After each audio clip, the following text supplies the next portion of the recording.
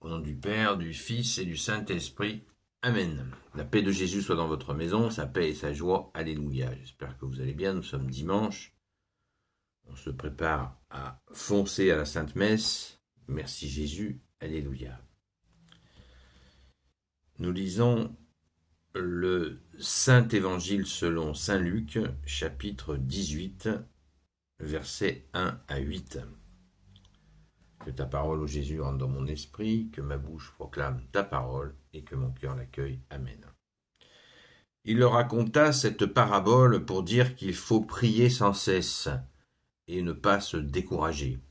Il y avait dans une ville un juge qui ne craignait pas Dieu et se moquait des gens.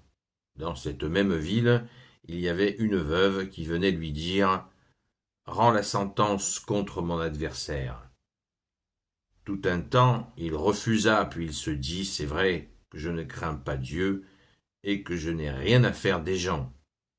Mais cette veuve me dérange à un tel point que je vais lui faire justice.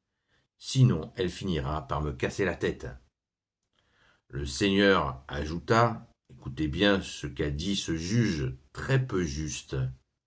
Dieu ne fera-t-il pas justice à ses élus s'ils crient vers lui jour et nuit alors qu'il les a fait attendre?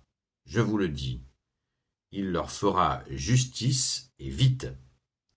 Mais quand viendra le Fils de l'homme, trouvera-t-il encore la foi sur la terre? Amen. Merci Jésus pour ta parole. Donc c'est curieux puisque j'en parlais hier de cet événement incroyable que raconte Jésus. C'est une histoire que Jésus invente, bien sûr, on l'a bien compris, mais elle est pleine de sens, Ne jamais se lasser, ne jamais baisser les bras, même si on ne se sent pas exaucé immédiatement, quand nous prions, quand nous demandons, même si on ne se sent pas, on attend parfois des années, eh bien, il faut continuer, il faut persévérer, demander. On le voit tout particulièrement avec les gens qui sont célibataires et qui demandent à rencontrer quelqu'un qui leur convient. Eh bien, cette patience, cette persévérance est nécessaire. Elle est nécessaire. Et il nous faut, dans tous les domaines, persévérer. J'ai entendu le témoignage d'une femme qui avait donc un enfant handicapé et qui pendant 14 ans a prié et elle a été exaucée la 14e année. L'enfant est devenu tout à fait classique. Son handicap avait disparu. Voilà un exemple extrêmement fort. Et là, Jésus précise, écoutez bien ce qu'a dit ce juge très peu juste, Dieu ne fera-t-il pas justice à ses élus s'ils crient vers lui jour et nuit, alors qu'il les fait attendre? Je vous le dis, il leur fera justice et vite. Alors, c'est un appel, c'est peut-être une indication à ses élus. Alors, on ne sait pas qui sont ces élus, on ne le sait pas, mais ça donne une indication très forte à cette écoute et aussi à cet aspect de justice, puisque nous parlons souvent d'amour, et on parle très peu de justice. Pourtant, Jésus, dans d'autres de ses paroles, a été très clair en disant « Cherchez le royaume des cieux et sa justice, et tout vous sera surajouté. » Tiens, tout vous sera surajouté si vous cherchez le royaume des cieux et sa justice. Tiens. Un indice très important. C'est ce que je dis souvent à tous les jeunes que je rencontre. Je leur dis, toi qui débutes dans la vie, eh bien, écris-toi cette parole de Jésus sur ton bureau, ou fais une belle écriture, tu l'encadres, que ce soit visible, que tu la vois régulièrement. Cherche le royaume des cieux et sa justice, et tout te sera surajouté. C'est très précieux, comme toutes les paroles de Jésus, vous allez me dire. Mais celle-là, elle résonne parce qu'elle est justement, elle mentionne la justice, ce que l'on ne met pas en œuvre, que l'on ne recherche pas souvent. Et pourtant, la justice permet justement à cet amour de couler. Si nous sommes injustes, l'amour commence à se réduire parce qu'il faut la justice. L'amour ne coule pas dans l'injustice. C'est ainsi. Comme l'eau s'amouille, eh bien, la justice, l'amour a besoin de la justice pour couler, évidemment. Évidemment, merci Jésus de nous aider dans cette perception et cette mise en pratique de la justice. Rappelons-nous encore une autre parole de Jésus quand il dit « Il ne suffit pas de dire Seigneur, Seigneur pour rentrer dans le royaume des cieux. » Et il dit à ceux qui croyaient le servir « Je ne vous connais pas. Écartez-vous, vous qui commettez l'injustice, vous qui faites le mal. » Donc, seul Jésus peut nous donner cette possibilité d'être juste. Ce qui ne veut pas dire être parfait, mais d'être juste. C'est fondamental, car Jésus ne supporte pas l'injustice. Nous en avons encore une autre preuve dans l'Apocalypse, quand il nous est montré que sort de la bouche de l'agneau le glaive, un glaive acéré qui sort de la bouche de l'agneau, qui tranche le bien du mal.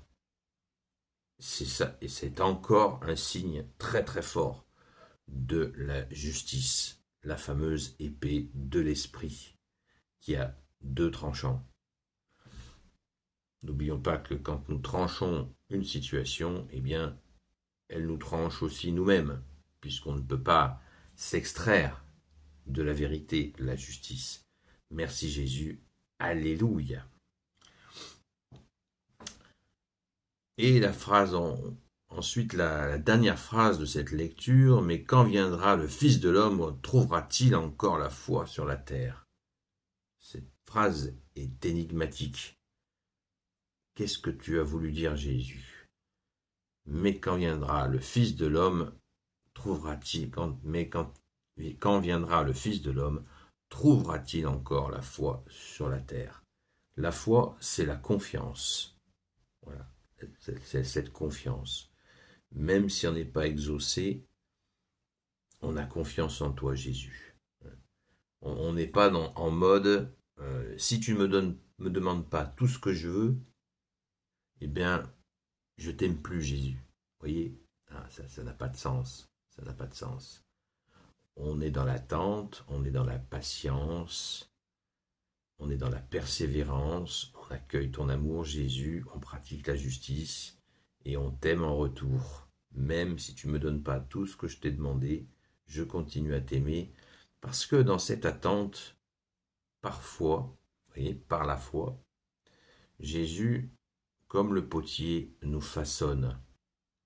Il nous façonne de ses mains puissantes et nous avons besoin d'être façonnés. Je crois que cette image du potier est excellente. Donc, acceptons d'être façonnés dans l'attente, parce que l'attente forge. Elle forge l'attente et elle fait qu'on devient fort. Nous avons besoin d'être forts. Et c'est Jésus, seulement Jésus, qui nous donne cette force. Donc il nous faut accepter d'être façonnés. Merci Jésus, alléluia, d'être le roi de gloire, le Dieu de nos vies.